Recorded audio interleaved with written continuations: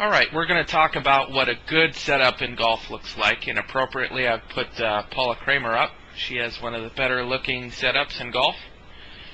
And the first thing that you really want to look at here, or evaluate in your own setup, is that you want to make sure that you have minimal knee flex. Minimal knee flex is important because too much knee flex, kind of like if you're in a position where you could sit back and kind of sit in a chair type of position, that's no good. In fact, it'll be very difficult to balance because most of your weight will be on your heels. Conversely, if you don't have enough knee flex and your legs are very straight, most of your weight will be toward your toes, and it will also be very hard to balance. So you want to make sure that you have just kind of a little bit of knee flex. Kind of take your setup with your legs totally straight and your knees locked, and then from there just relax your knees enough so that you can kind of feel the weight move right into the center or the balls of your feet.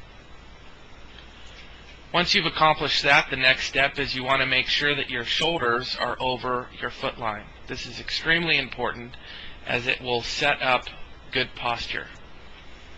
If your shoulders are over your foot line and you have minimal knee flex, it really promotes this kind of straight back.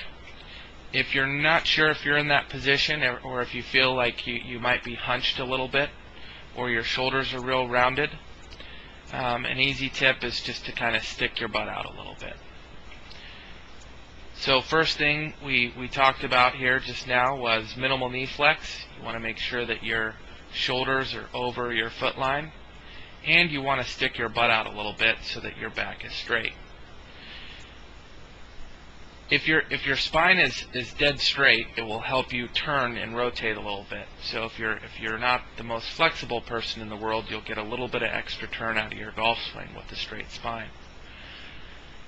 Basically, your spine is the axis of your golf swing, and so if you're hunched or kind of out of shape there, it's kind of like kinking the axis of a globe. The globe would turn around the axis until it hit that kink, and it would stop turning.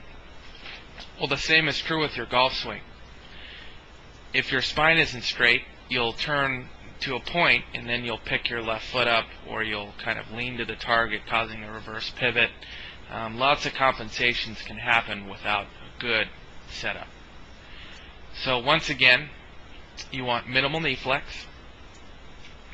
You want to make sure that your shoulders are over your foot line. You want to stick your butt out just a little bit. And the last component of a good setup is you want to make sure that your arms are hanging down naturally.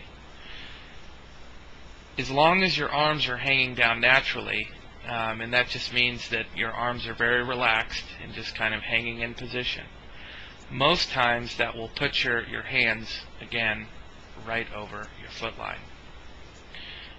This is important because if you're stretching your arms out at the ball, or you're extending your arms with too much tension, it can really mess up your weight transfer in the downswing, and you can be way out of balance. You can be off on your toes, and that will cause you to pull across the ball to regain your balance at impact, causing a big banana slice, starting it way off to the left and swinging back to the right. Conversely, if your hands are too close, your weight can get kind of towards your heels, and it can cause you to flip the club over, either topping it or hitting a big old snap hook. So as you can see, because Paula here is in a great setup position, she's able to take the club back right on plane, set it at the top beautifully, and then in the downswing she makes extremely good impact. Really good extension there onto a perfect finish.